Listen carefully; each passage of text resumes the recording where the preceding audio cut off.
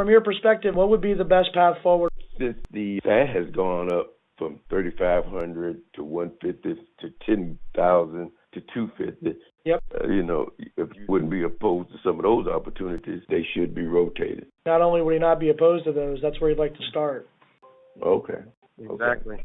So I guess at this point, what I'd like to do, and if you're good with it, is if there are any insights you can provide as it pertains to whether it's the P card stuff under 10,000, the SAPs under 250, any direction that you can give him from your perspective as sort of an insider with the agency would be really helpful. Any connections we can make, anybody we can talk to, and if there's anything else that you'd like to talk about on that front, feel free. What are your initial thoughts on how I can break through the ceiling, so to speak?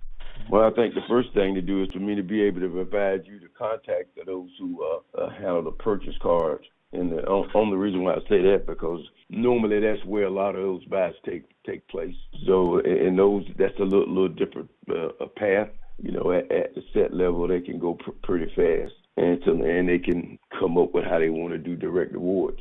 So I think that's the first thing I do is be able to find out purchase card managers and find out who use those, at least for those my two organizations, ASPR and PSC. PSC going to have a larger contingent because they not only do buying for their options, but they also support the Office of the Secretary and many other entities as part of HHS. Outside of even HHS, right? Like interagency stuff. Oh yeah, they do. That's another division, but they do DOD, Coast Guard. It all goes to PSC because it's a fee-for-service shop. And Don is the guy that handles that side, and he's pretty good too. So make that introduction as well. You send him your capability, and Don's pretty good. That'd be ideal. That'd be ideal. You don't want to flood them, but I don't think it's nothing wrong with routinely keeping your capability statement, in front of them. Once I figure out who buys, trust me, he's going to stay in front of them. I promise. That's something I'm really good at. Like you said, you don't want to, frustrate them, but there's a lot going through that. People forget they can't. If they like me, they can't remember what they had for breakfast, and so if they see something, they say, "Oh, okay, I got this right here that just came out. It seemed like this could work together." And boom, they could do it. So I'm with you, man. I learned a term from Dan Sturdivant, he was a chief of OSDW, I think for Dan Sturdivant. That's a long time. You know Dan. I do know Dan. Dan said pleasantly persistent. That was the term he used. Yeah, that's a nice choice of words. That's what we'll try to be. Yeah, absolutely. So I think we got a pretty good direction here in terms of if we get that contact list, we can refine it down. I really do believe that's the first place to go, and then I think we also should be pursuing the subcontracting with the primes. Yeah, absolutely. That money's green too. And when you come across some of these contracts that look like they have a recompete, you can get the contracting officer name. Yep. And if they won't, and they may not talk to you, but if you send it to me, then I don't have to research it. All I got to do is pick up the phone and shoot an email and say, you know what, you got any updated status on whether they're this gonna come out again, are they gonna buy this again, or you got a tentative date when RFI might hit the street, and then all I got to do is just send them an email because we're already in the system. I mean, I'm just saying that would just make it easier for me to help you. Well, I think what we'll do on that is we'll take first pass directly with the CO because I don't want to. Okay. I don't want to just hand you everything we run into. We'll take a first pass at it. And you know the deal. If they're not responsive initially, we'll do another one. And then, if we go 2 or 3 passes and we don't hear anything, then I might have you persist. Yeah, because they will. They have to. Well, they have to talk to me. I know they don't have to, but I mean, it's in their best interest.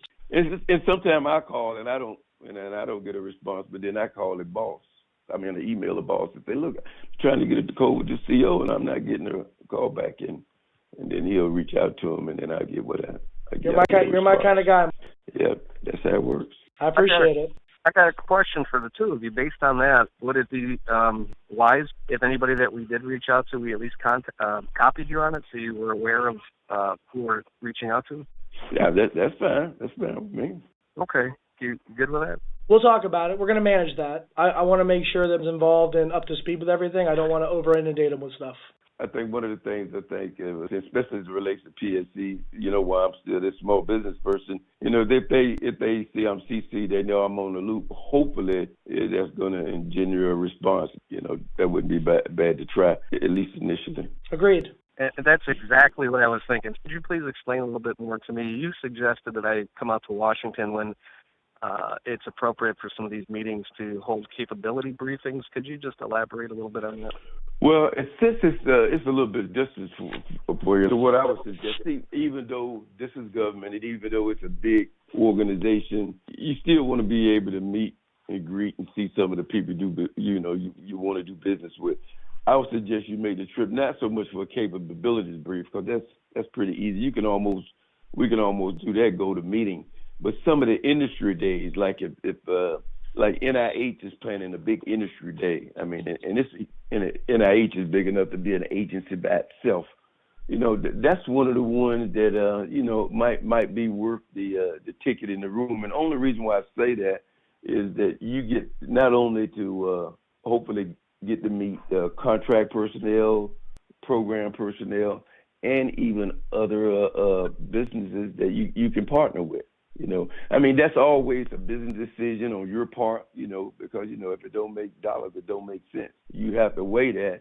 But I'm just saying, that's eventually you're going to want to do that, especially, from where you are, be able to get to know some of these folks, having met them, know them by name, they know your name, they know the company name. That all doesn't happen immediately. And I think probably can better guide you in that, because you want to make sure you get the most bang for your buck. Would you agree with the idea? So I know that HHS does I think it's the first Tuesday of every month or something, they have a meet and greet.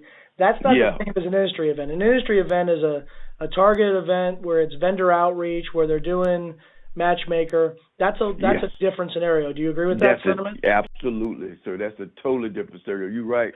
You're exactly right on that. Every second Tuesday and every month, all the small business specialists that support all the different optics in HHS get together, and we have a 10 to 15 minute. You sign up, and different companies come through and give us the capabilities. Sometimes we can, sometimes we may have some opportunities with us if they've given them to us. A lot of times they don't. And sometimes we get an opportunity to be able to kind of evaluate capability statements or evaluate how they business. And a lot of times, not all the time, some of these businesses are new, or mostly I should say new to the government. Mm-hmm. And that's a good opportunity, like you said, a meet and greet. Now, the industry days, to me, that they are a little bit more full blown, and that's why I would suggest that, because they're only going to do them annually, because it's going to be. It requires so much resources for them to put it on. Like NIH has one coming up. I was out at NIH last year, and I did the primes meet subs, where I had all the prime contractors, the Booz Allen, the Deloitte, SES, and they met, prime meet subs, so they were looking for some subcontracting opportunity. And then you have another section where you have different sections where the COs in the program might be there for the cancer center, library of medicine, the different parts of NIH, which is a lot, clinical center, and they just keep going on. And that way, I'm just saying that might be an event that you might want to put on the calendar. And then you get to better see how they operate. But like I was saying, about these, and you can better advise on that, because, that doesn't come without in an expenditure, and of course you want to get a return on your investment. Yep. So we're on the same page there. So we'll evaluate those as they come up, those events, and we'll sort of matrix whether or not it makes sense. But there are key events that you definitely need to get some face time in, and we'll evaluate that as we go. And one of them is also it's an annual event. And that's why you could better advise, because sometimes all of them don't get the value. Right. But like I think the VA does one every year too. A small business, a national small business. They call it an engagement. They won't call it a conference anymore. Government get in too much trouble with conferences. Right. We've seen that. Yeah. No, I think those annual events, especially as long as it's a target agency that buys what you sell, those annual events are can't miss. I think it's It's the ones they do every week where they're going to have the event whether someone shows up or not. Those are the ones where it's a little questionable whether or not you should spend the time. I agree. Sure. Absolutely, Zach. Absolutely. So what I'll do is I'll follow up with you with an email going over the MCC codes and just recapping some of the strategy stuff. Oh, absolutely. Yeah. Well, I welcome that. Perfect. I welcome it. I love it. All right, gentlemen, anything else anybody needs to cover? Well, thanks so much. Appreciate it. All right. We'll be in touch. Yeah. Gentlemen, it's been a pleasure, and I think we'll do some great things together. We'll talk soon. Looking forward to it. Take care, guys. Thank Bye-bye. you. Have a great day. Bye. You too.